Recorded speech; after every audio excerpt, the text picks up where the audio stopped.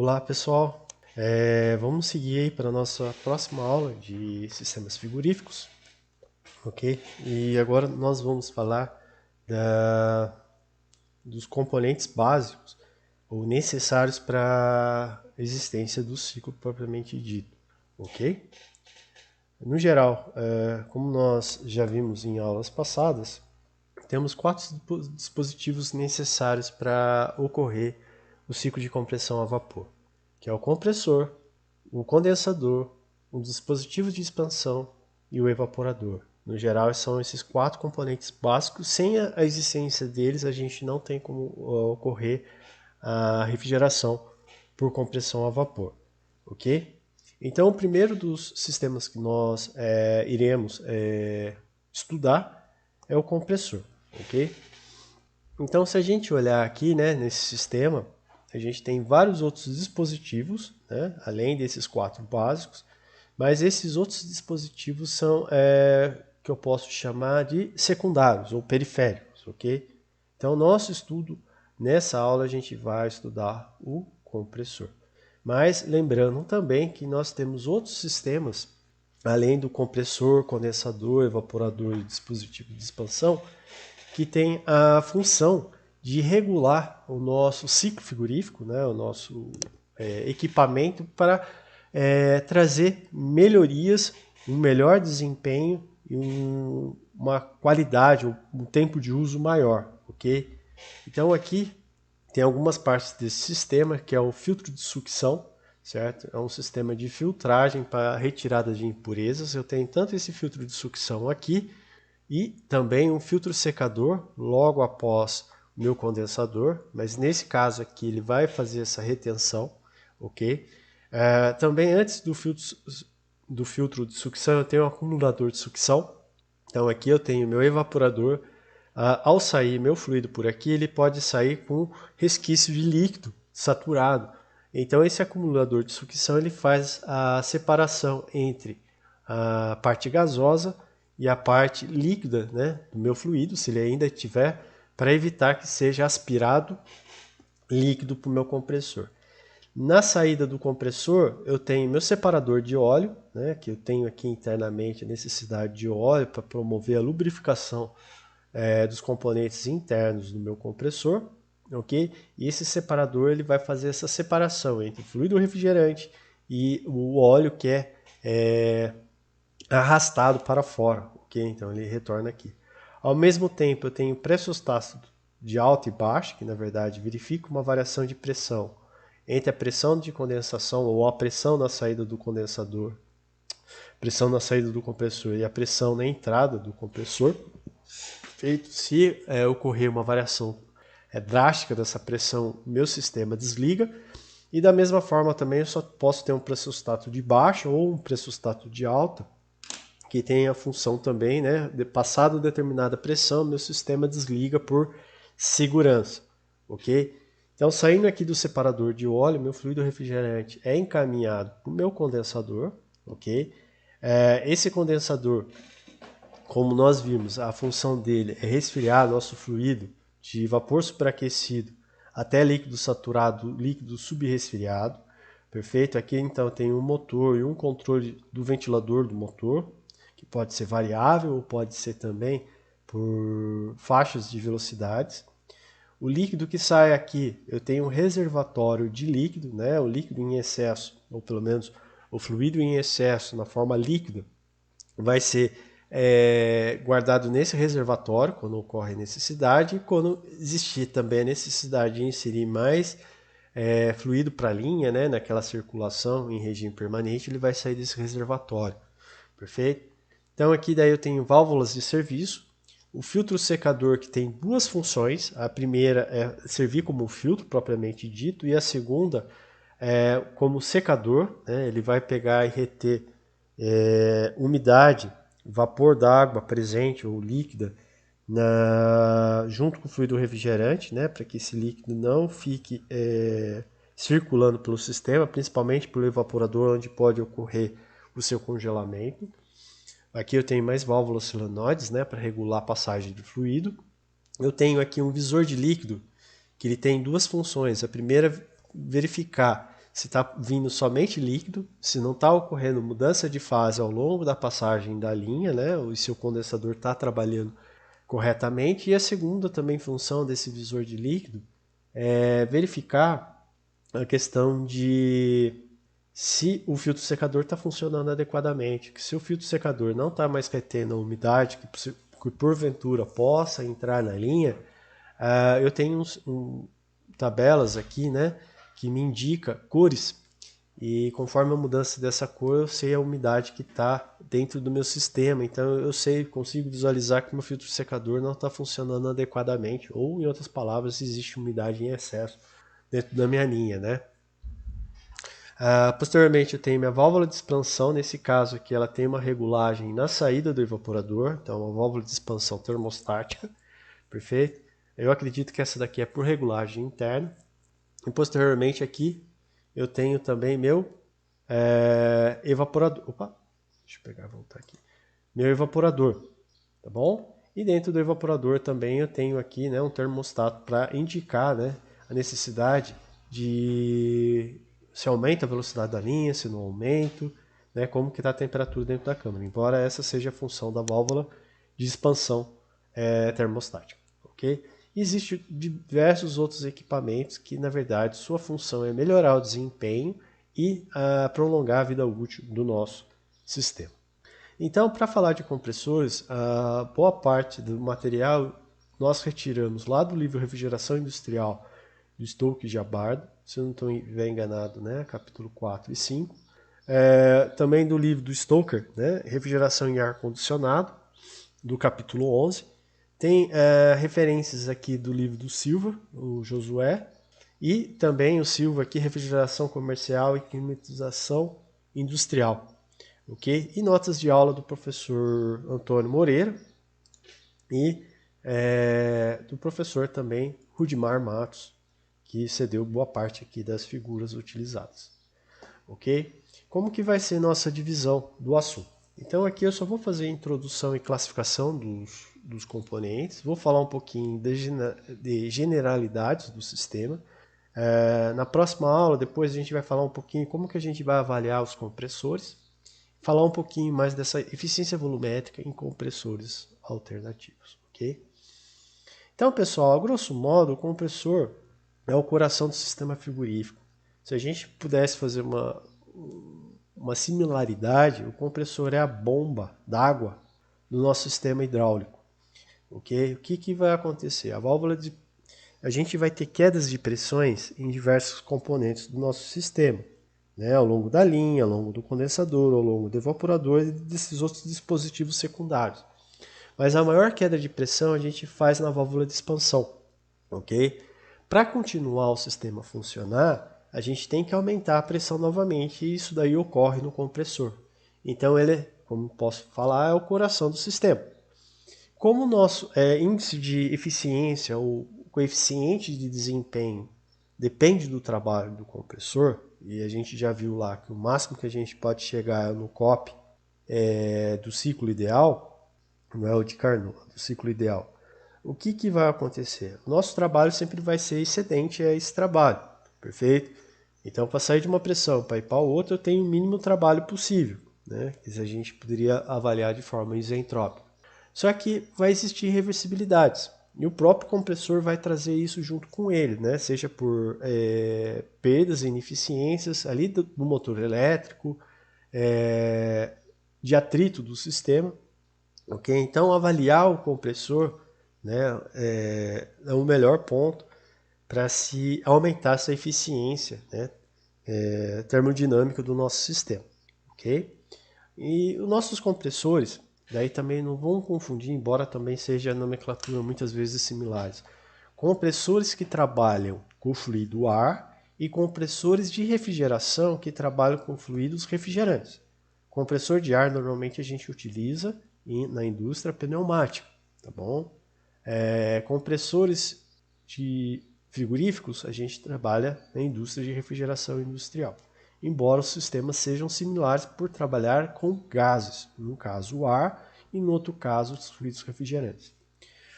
Os compressores eles podem ser divididos em na forma da compressão, ou como é feita essa compressão, se é pistão, parafuso, do tipo scroll, né? Como que é o mecanismo que vai fazer essa compressão, e também como a forma de acoplamento entre o sistema de acionamento e o sistema de compressão, ok? Quanto à forma de compressão, a gente tem a gente tem os alternativos, tá bom? Os alternativos também designados de recíproco, eles funcionam, né? Então o que que eu tenho? Eu tenho similar a uma seringa ou compressor do carro, ou compressor, ao pistão do carro. Então eu tenho um êmbolo, perfeito, que sobe e desce. Para fazer esse sobe e desce, eu tenho um conjunto de biela e virabrequim, tá bom? Então, aqui está o meu compressor, tá bom? Então, meu sistema ocorre nesse sistema alternativo, que a gente também chama de recíproco. Pode ocorrer também por sistemas do tipo parafuso, né? Onde eu tenho sistemas similares a parafusos, né? Onde nesse movimento o gás entra nessas reentrâncias existentes e ocorre a compressão. Existem os tipos scroll, certo? Que é uma nova tecnologia sendo inserida aí nos últimos 20 anos. Os de paletas e os centrífugos, que é muito parecido com as bombas centrífugas, tá bom? Nesse caso dos centrífugos, a compressão ocorre de forma contínua. Na verdade, eu transformo energia cinética em energia potencial, né? Então, o que que ocorre? Eu tenho uma involuta, vamos chamar assim, eu tenho as pás aqui. Os gases, ao entrar aqui, isso aqui está numa alta rotação, então os gases eles vão adquirir uma velocidade. No sair desse sistema, né, eles estão com uma grande energia cinética e eles entram em contato com uma barreira física, né, da involuta. E aqui essa energia cinética se transforma em energia potencial, ok? E também eu tenho como forma do acoplamento, né, do motor aliás, do sistema de acionamento e o sistema do compressor. Então eu tenho o compressor aberto, o semi-hermético e o compressor do tipo hermético, tá bom? Essa classificação é aplicada normalmente somente para compressores alternativos e parafusos. Pessoal, vou falar um pouquinho aqui dessa parte do tipo aberto e fechado. E eu vou abrir aqui um OneNote. Então, ok, pessoal, eu abri aqui a nossa janela. Eu vou pegar aqui uma figura do nosso compressor e vou inserir ele aqui, ó, ok? Então, o que que vai acontecer, né? Eu vou pegar um compressor do tipo alternativo. Então, aqui está a parede do compressor alternativo. Aqui está a saída. Aqui eu tenho uma válvula, aqui eu tenho outra válvula, aqui tem meu compressor. Aqui meu êmbolo, a biela e o virabrequim, tá bom? Só que eu vou fazer isso daqui levemente inclinado para a gente poder fazer. Então, para acionar esse movimento, eu preciso de alguma energia mecânica sendo inserida no meu sistema, né? Pode ser por um motor a combustão, pode ser por diversas formas. Só que ultimamente o que nós utilizamos é um motor elétrico. Então aqui está nosso motor elétrico, tá bom? Então se a gente olhar essa carcaça aqui do lado, né? Essa carcaça ela está isolando quem? Essa parte somente aqui, ó. Ok? Se a gente olhar, a gente tem um eixo de saída aqui, tá bom? Aqui fica o cárter, a visualização do óleo do cárter, e aqui eu tenho um sistema de correia para fazer o acoplamento daí com o nosso motor elétrico, perfeito? Nesse caso aqui eu estou usando que tipo de compressor? Alternativo, e a forma de acoplamento é externo, ou que a gente chama de aberto. Por que aberto, né? Porque eu tenho aqui, nessa parte aqui, né, do eixo passando por aqui, eu vou pôr juntas de vedações, mas essas juntas de vedações, elas nem sempre vão vedar adequadamente, elas sempre vão... aqui, ó. Na verdade, a junta de vedação estaria aqui. Essas juntas de vedações, né, ela vai segurar vou chamar de fluido. O fluido mais o óleo internamente, mas às vezes vai escapar fluido refrigerante por essas vedações, então tem um vazamento excessivo. O lado bom dela é que ela permite que seja feito, né, uma manutenção adequada adequada, uma manutenção facilitada do nosso sistema, ok? O motor elétrico, se a gente olhar também, aqui está vindo a linha. Então, se eu olhasse aqui, né, e me disse voltagem e a corrente passando aqui, isso aqui seria a nossa potência elétrica. Só que essa potência elétrica, né, que está como trabalho puro, se a gente imaginar, vai ter uma parte de perda, de mudança, né, daqui para cá. Então a gente tem uma eficiência, né, dessa transformação. Posteriormente, essa energia elétrica ela vai ter que gerar um campo elétrico, fazer esse movimento, e eu vou ter uma outra eficiência aqui do nosso motor elétrico. Eficiência do motor elétrico. Perfeito? Após essa troca aqui, ó, então se eu entrei aqui com uma potência de 100, eu vou pegar essas duas aqui como uma eficiência do motor elétrico. Às vezes aqui só vai, né, dessa potência elétrica, somente 99% vai se transformar, vamos chamar aqui de quilowatts. Somente 99 vai se transformar em quê? Em energia cinética aqui, para movimentar. Mas essa energia cinética ela vai ter que passar aqui. Né? Essas correias aqui elas não vão passar 100%, elas vão ter vibração, vão ter perdas, vão ter produção de som, né? Que são outras formas de energia. Então desses 99, talvez eu passe 90, né? Para todo o sistema de acoplamento até chegar aqui, tá bom? E desses 90 que passou aqui, talvez somente, vamos chutar aqui um outro valor, 60 kW é passado propriamente dito para os meus gases.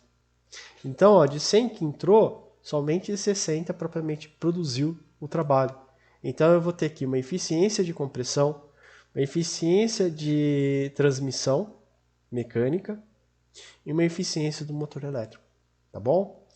Mas, a grosso modo, nesse caso aqui, meu motor elétrico e parte do sistema de acoplamento tá, externo à minha carcaça. E nesse caso eu chamo de sistema aberto, tá bom? Um outro sistema aqui, né? Se eu olhar aqui o nosso compressor, né? Então aqui tem um compressor do tipo aberto, né? É recíproco, né? Aqui dá para visualizar por isso aqui.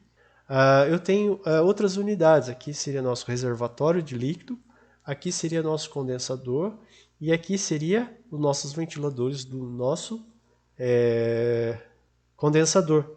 Então aqui ó, o compressor aberto, a sucção, vocês vão sempre perceber que a linha de sucção vai ter um diâmetro ou bitola maior do que a linha de descarga.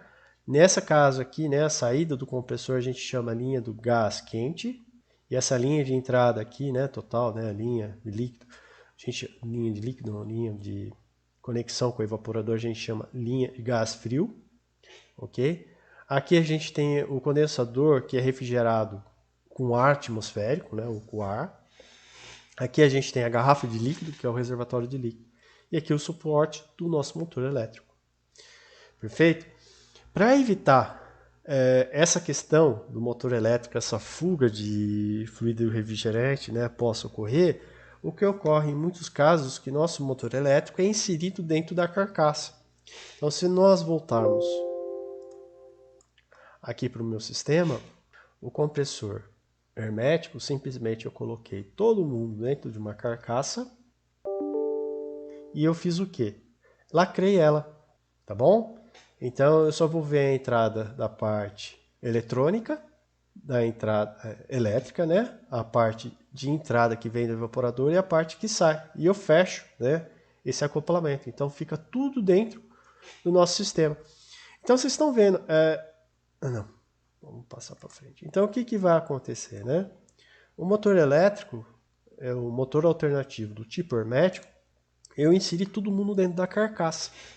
E fiz uma lacragem, né? Eu fiz uma vedação hermética de todo o sistema.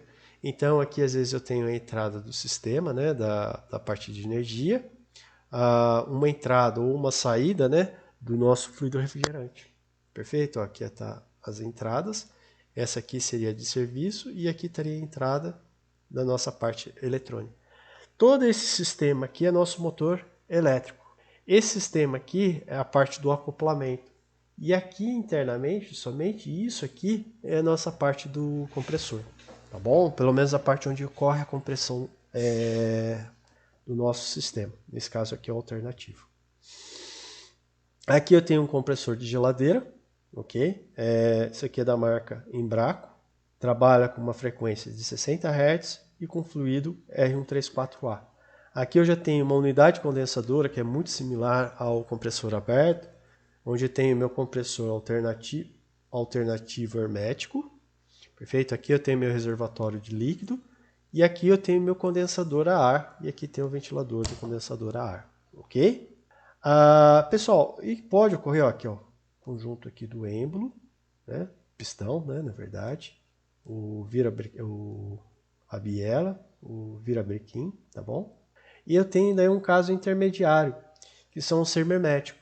Então eu coloco ainda meu motor elétrico dentro da carcaça, só que eu faço um sistema de acoplamento com uma junta, né, de vedação aqui, tem uma outra do outro lado e aqui também, para que eu possa abrir meu sistema e fazer uma manutenção.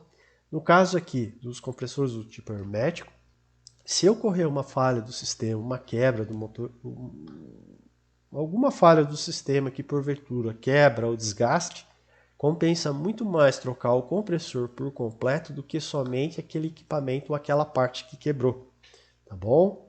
Então, os compressores tipo herméticos, né, você tem que pegar e trocar ele todo. Isso se torna caro dependendo da situação, principalmente para sistemas com alta capacidade de refrigeração. Então, nesse caso, em vez de ter um sistema aberto, eu faço um sistema semi-hermético para diminuir o vazamento, mas que dê possibilidades para que eu acesse o interior e faça a substituição do equipamento defeituoso. Ok? Então aqui a junta vedante é o que faz essa vedação aqui do sistema. E lembrando daí, né, a questão de sempre fazer daí a fixação de forma sempre 180 graus, né, para que essa junta vedante ela esteja bem adequada durante a fixação, tá bom? Então aqui também um motor do caso semi-hermético, né, a unidade condensador do motor semi-hermético. Aqui está meu condensador a ar, ok? Aqui eu tenho um ser hermético, aqui está o motor elétrico, tá bom? Vamos pegar aqui passando. Então aqui eu tenho a válvula de sucção, ou a válvula que chega, né, do evaporador. Aqui eu tenho a válvula de descarga, ok? Onde o gás sai do meu compressor. Aqui eu tenho meu motor elétrico. Aqui eu tenho o girabrequim, o êmbolo, ou pistão, e a biela, tá bom? Aqui é o espaço dentro do compressor onde ocorre a compressão do gás, tá bom? Aqui eu tenho a entrada do fluido que vai para o cárter, tá bom? Aqui eu tenho o cárter que contém o óleo mais o fluido refrigerante, tá bom? Esse óleo ele sempre tem que estar lubrificando os componentes mecânicos, até às vezes os componentes mecânicos lá do motor elétrico. Então, às vezes esse óleo ele pode ser carregado pelo fluido refrigerante ou ele pode ter um pescador ou bomba que vai promover sempre o respingo desse óleo para o equipamento. Posteriormente ele vai escorrendo e vai retornando ao cárter, tá bom? A mesma coisa ocorre aqui para o óleo que vai seguindo aqui para o motor elétrico. Eu preciso daí uma separação, um sistema de separação aqui, senão ele vai ser carregado totalmente para fora. E aqui é o mais interessante, que são as placas de válvulas, tá bom? Que a gente vai explicar aqui um pouquinho agora dos motores alternativos. Então, pessoal, aqui nós vamos falar um pouquinho das válvulas de admissão e descarga.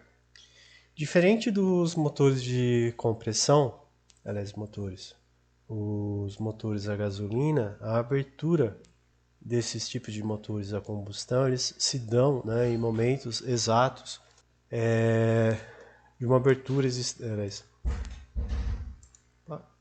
se dão em momentos já pré-estabelecidos da distância. Então aqui eu vou chamar aqui ponto morto superior, ponto morto inferior, né? Até essa nomenclatura utilizada. Então eu vou ter um deslocamento. Já nos motores de combustão ele se dá num ponto exato aqui, né? Que é o acerto dessa ponto de abertura de abrir e fechar dessas válvulas, ok? Já no caso dos compressores frigoríficos ou os compressores, o que ocorre? Nós temos essas válvulas. Nesse caso, essa válvula de admissão, que ela fica para abertura para o lado interno, e a válvula de descarga, que fica para o lado externo. Só que ocorre que existe um resíduo de gás em todo o ciclo mecânico do ciclo anterior, ok? E essa pressão desse gás que está aqui, como ele terminou descarregando, essa pressão aqui vai estar quase próxima à pressão do condensador. Então aqui seria a pressão do condensador e aqui nossa pressão do evaporador. Então, essa válvula só vai abrir ou vai estar na iminência de abrir quando essa pressão interna for similar a essa pressão do evaporador. Então, o que vai acontecer? No momento que meu êmbolo, o meu pistão estiver abaixando, indo para o ponto morto inferior, né, essa válvula aqui vai fechar, porque a pressão do condensador aqui, né, essa pressão aumentando o volume, essa pressão vai diminuir, ok? Então essa válvula fecha. E essa válvula aqui, ela vai tender a abrir ainda, mas ela não abre porque essa pressão aqui está maior que essa pressão do evaporador.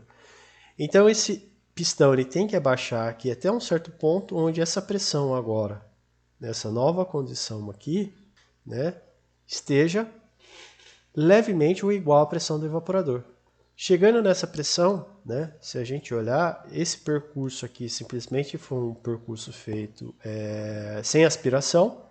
Nessa altura aqui vai ocorrer a abertura dessa válvula, porque daí a pressão aqui se igualou à pressão do evaporador, ou levemente abaixo, e somente vai admitir gases nesse todo esse percurso aqui percorrido, tá bom? Feito isso agora, tende a subir, né, nosso pistão.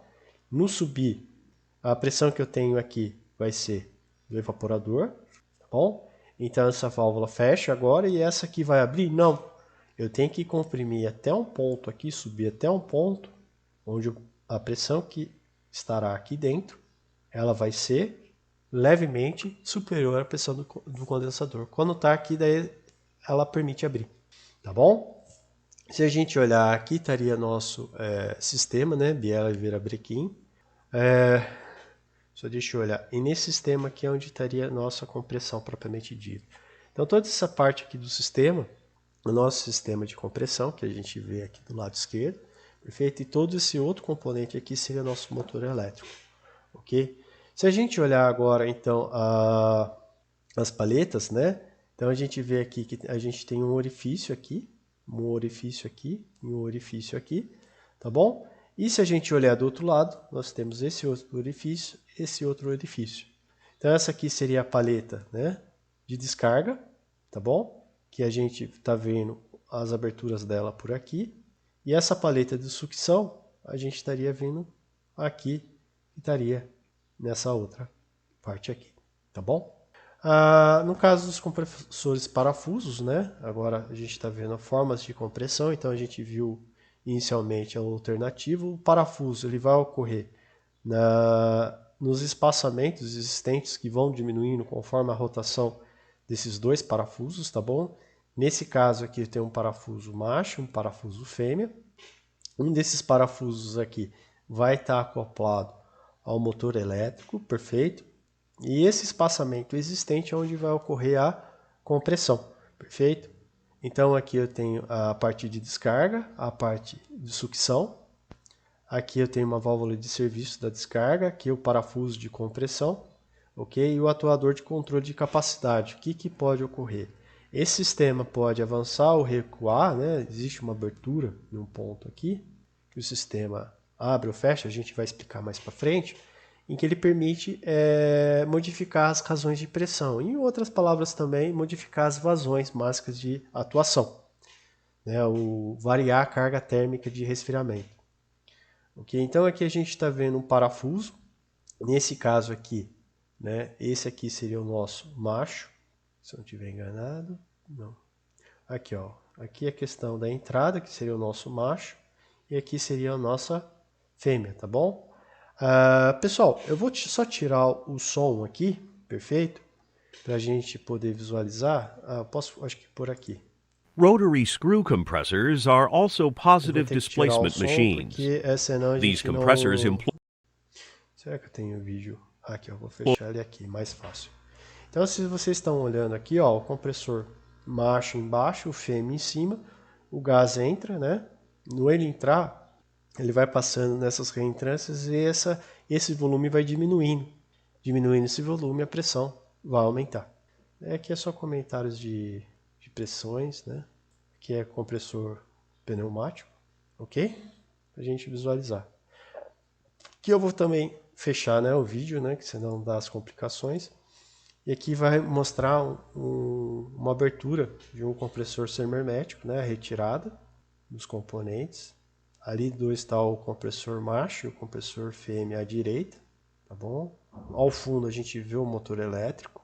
Nessa parte inferior aqui a gente vê, né, a questão esse deslizamento, né? Esse deslizamento aqui permite eu regular a vazão de fluido e a razão de pressão. E voltou novamente os acoplamentos. Tá bom? Então é só para a gente ter uma noção. Já os compressores do tipo scroll, a gente está visualizando aqui. Na verdade, esse scroll aqui, né, o nome scroll, né, tipo um enrolar, a gente vê um sistema fixo e o sistema móvel, tá bom? Isso aqui parece tipo um pergaminho, né, que é o nome scroll.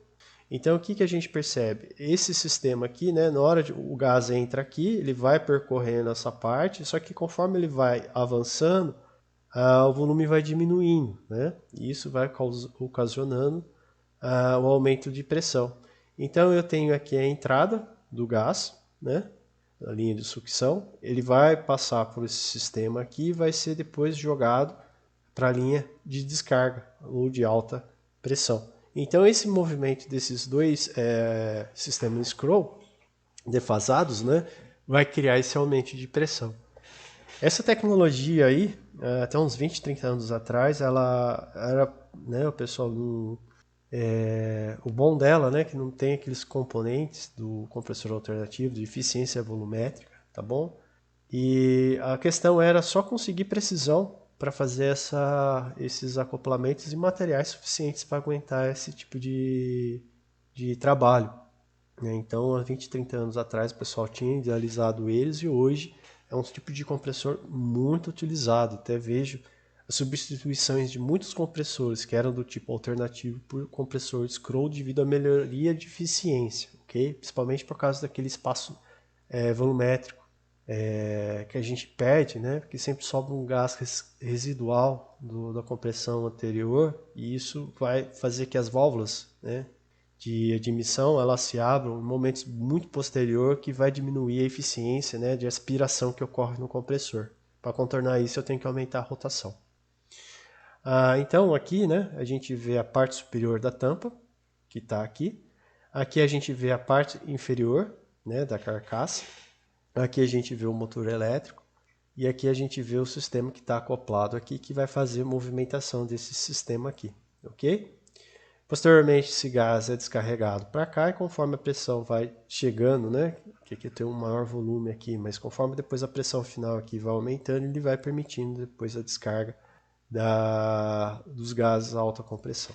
Novamente, eu vou desligar aqui o volume e vou deixar aqui tocar o nosso sistema de compressão. Então, muitas vezes eu utilizo muito compressores da indústria pneumática, né? Passando para frente, que não tem interesse, né? Então aqui está o compressor do tipo scroll, a carcaça completa, que daí é uma abertura. Aí a gente está vendo o motor elétrico.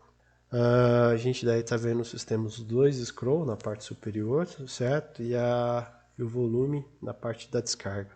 Ali a abertura, né? A gente vê a parte superior em amarelo, a parte inferior, a parte mais branca. E ali agora como ocorre a compressão no compressor do tipo scroll. Então um fica estável, né, ou fixo, e o outro fica fazendo essa rotação desalinhada. E isso permite daí que ocorra a compressão. Então daí abre ali a válvula, conforme chegou daí a pressão agora ali em cima, ela permite que ocorra a descarga na pressão do condensador. Tá bom, pessoal? Aqui é uma visualização. Então agora aqui é a tampa, né, do sistema. Na parte inferior a gente vê aqui o motor. Vemos aí a movimentação de acoplamento, que permite dar essa movimentação aí. Alinhamento não concêntrico, acho que esse seria o nome. Então, e novamente aí, né, os gases entrando, a movimentação ocorrendo e depois o aumento da pressão. Okay? Acho que é interessante para a gente poder visualizar essa questão. Tá bom, pessoal? Então, a gente tem aqui daí de paletas, tá bom? O que ocorre com o de paletas? Eu tenho aqui a entrada de sucção, uma saída de descarga, tá bom? E eu tenho aqui um sistema fixo e um rotor concêntrico, tá bom? Ele ficando rodando concêntrico, então o gás ocupa aqui. No momento que ele começa a passar aqui, esse volume começa a diminuir até ocorrer a saída desse lado. E a paletinha aqui, né, é um sistema aqui para permitir que isso daqui suba ou desça, mas não permita que o gás passe por aqui, somente entre aqui.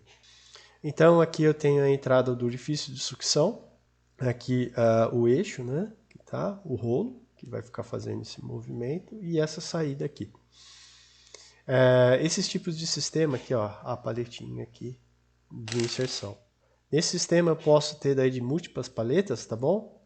Onde eu tenho várias paletas inseridas aqui, esse movimento que ela pode subir ou descer, para dar outras volumes aqui que possam existir, né, para fazer essa compressão. Aqui também tenho aqui uma visualização de um rotor, um compressor rotativo, tá bom? Vamos ver como ele está, ó, tá ali embaixo, né, o rotorzinho, o gás entra pela entrada de sucção. Então, não ele entrar, né, tenho aqui minha paleta, aqui que permite ser isso daqui, o gás entrando aqui, ele vai comprimindo aqui, depois ele faz a saída. Vamos ver a entrada do gás. Então, ele entrou, o que ele entra, né, essa pressão vai saindo.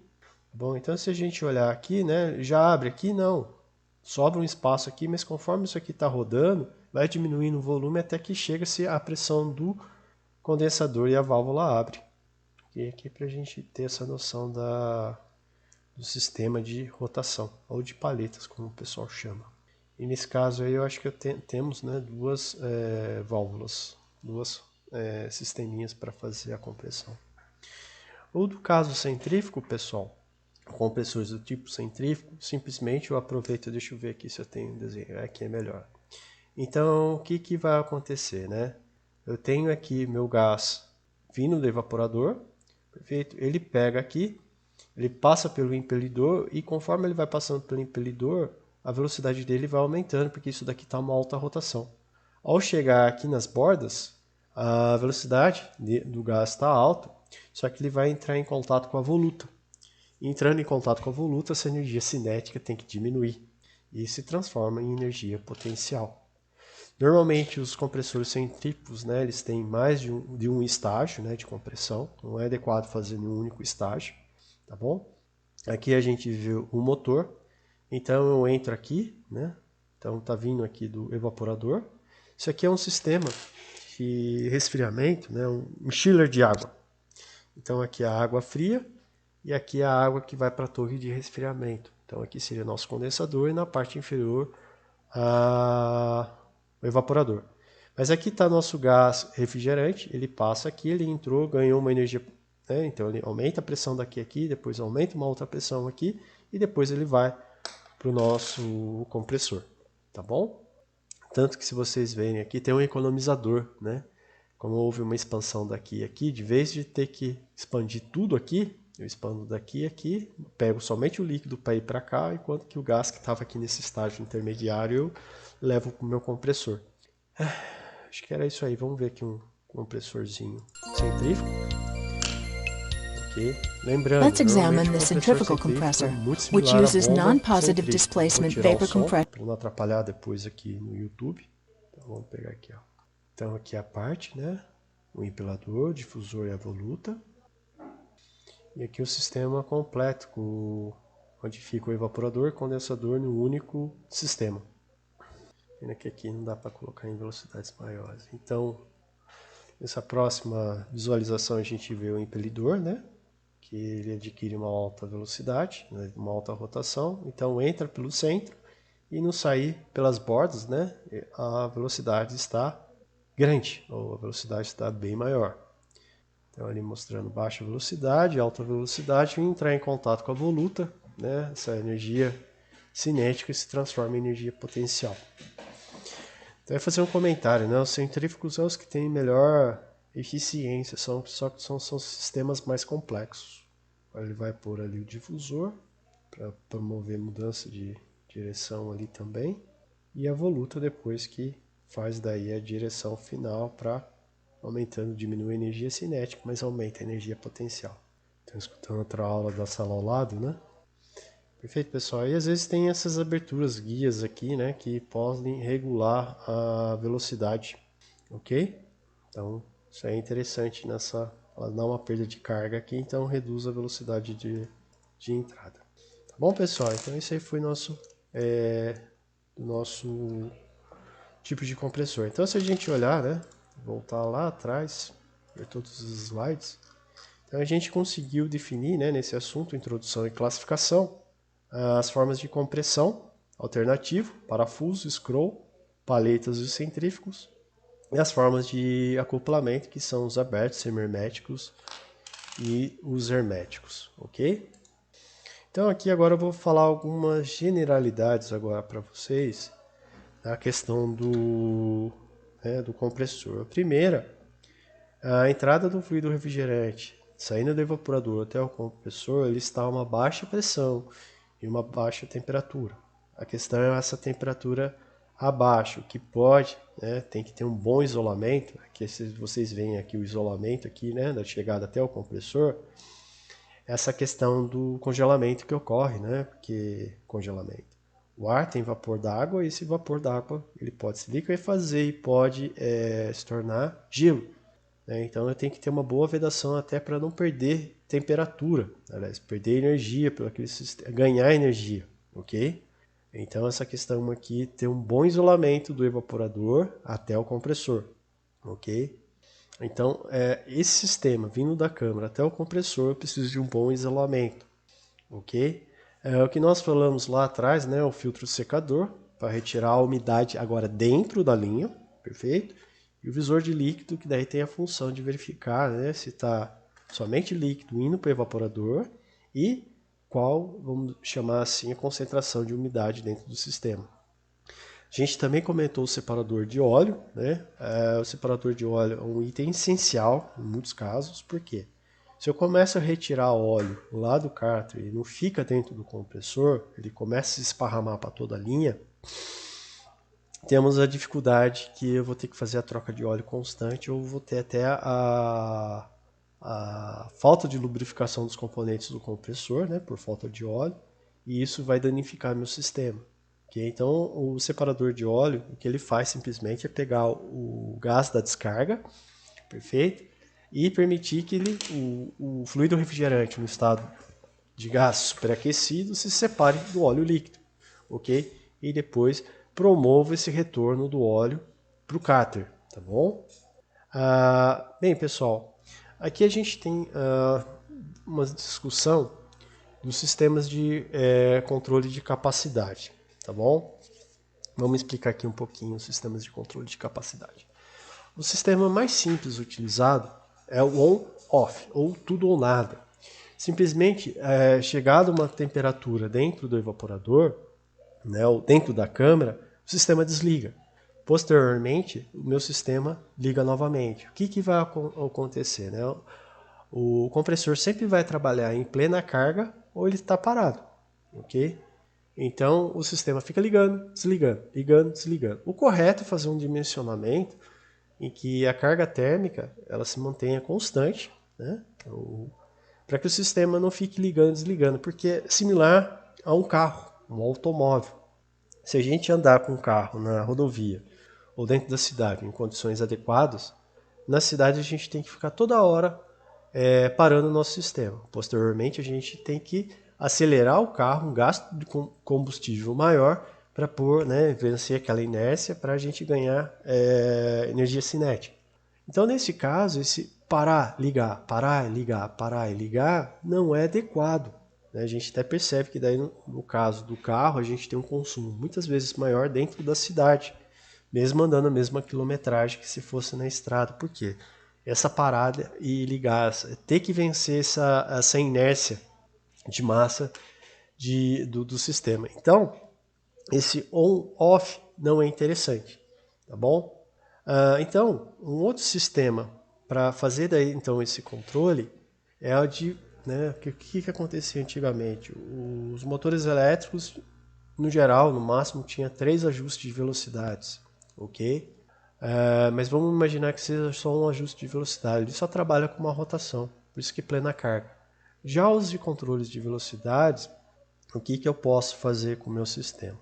Ele percebendo que a temperatura da câmara está aumentando ou diminuindo, ele pode ou aumentar a velocidade de rotação para que mais fluido refrigerante esteja passando pelo evaporador, em outras palavras, aumentando a carga térmica possível de fazer, ou quando o sistema está...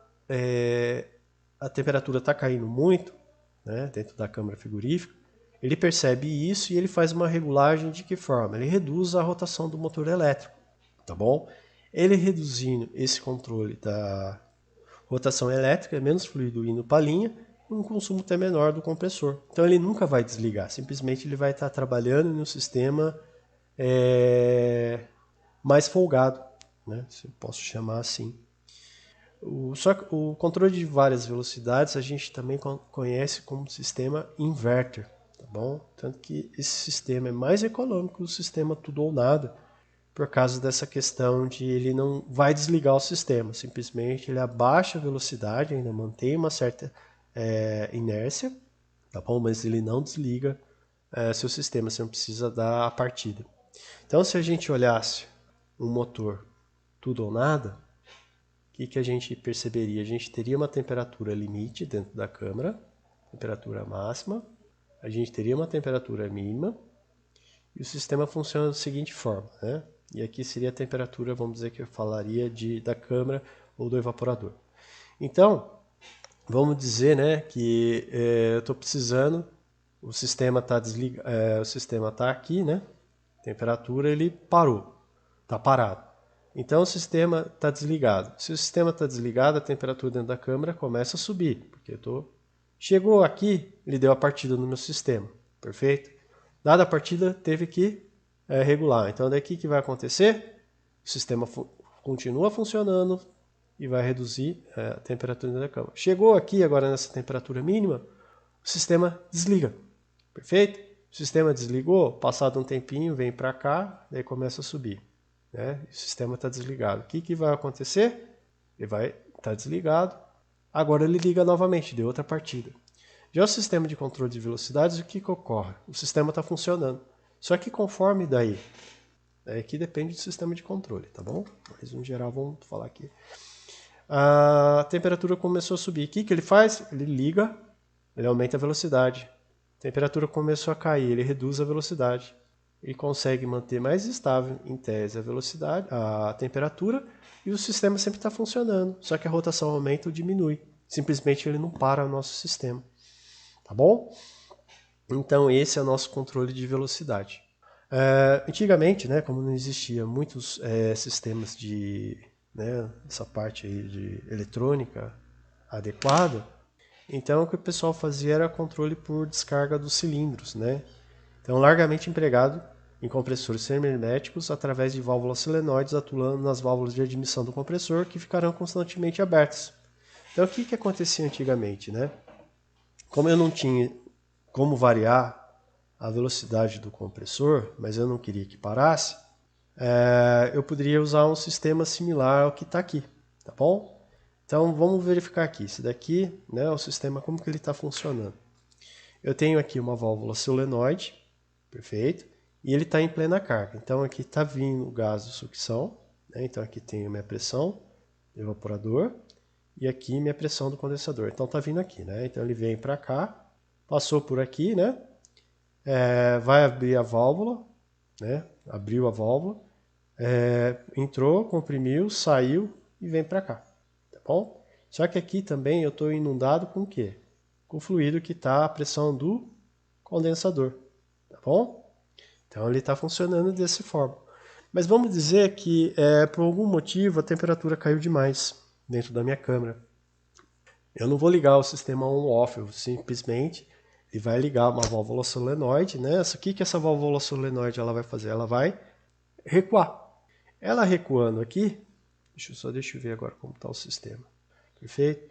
Ela recuando, né? Essa pressão aqui, ela recuando aqui, né? Essa haste da válvula, o que está acontecendo aqui? Como estava a pressão do condensador aqui, a mola era jogada aqui para trás, né? Tem uma molinha aqui, ela era jogada para trás. Agora, o que está acontecendo?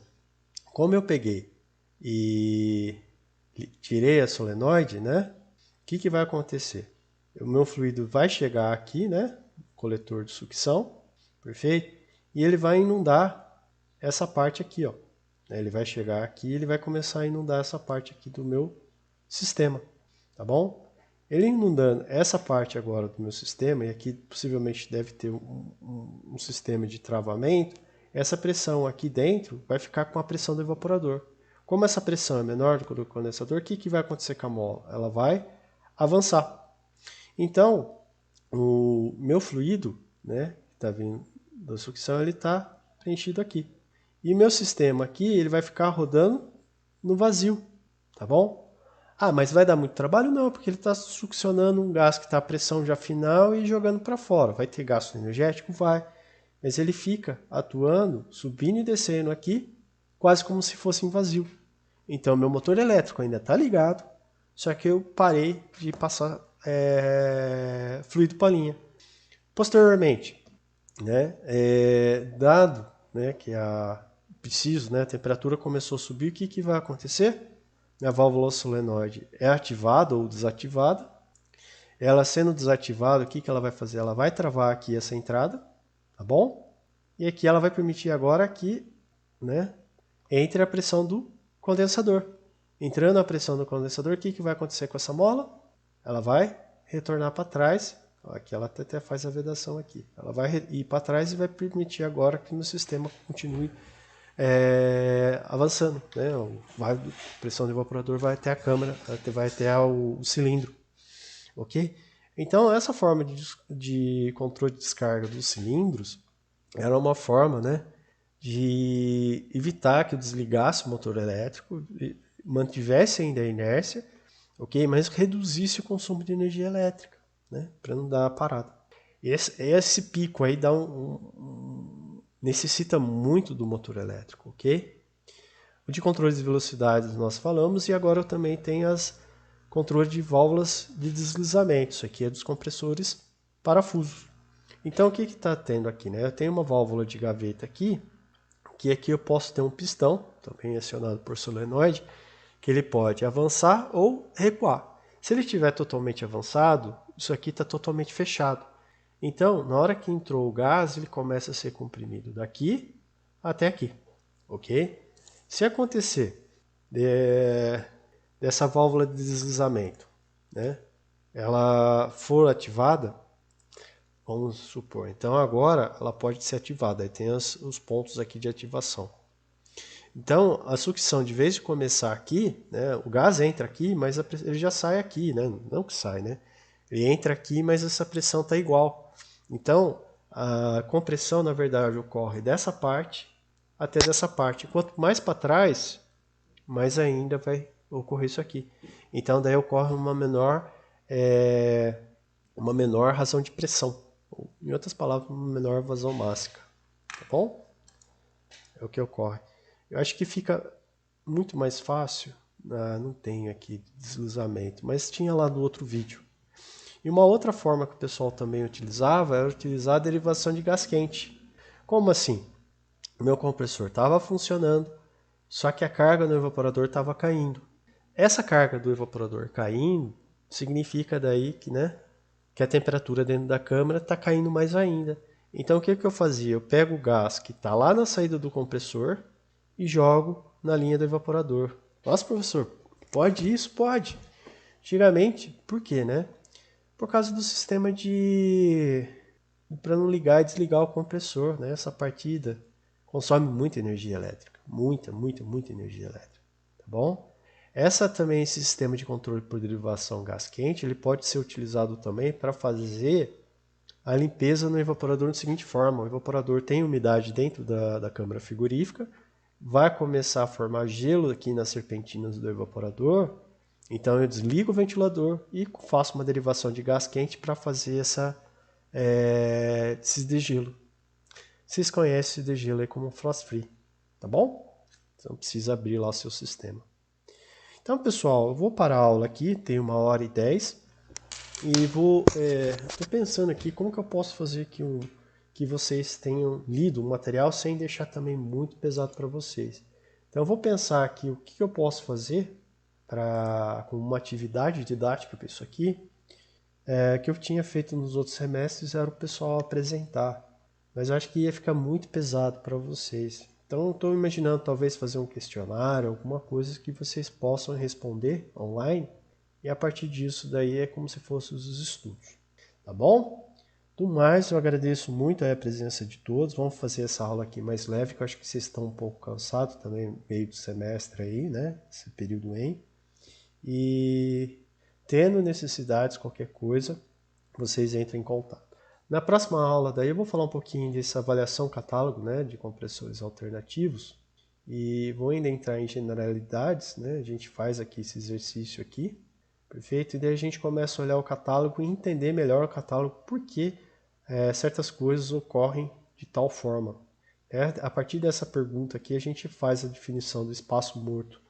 E vocês vão entender, conforme aumentar a pressão de condensação, a pressão do evaporador, as tendências que a gente percebe nos catálogos. Tá bom? Um grande abraço a todos aí. Fui. Até mais, pessoal. Tchau, tchau.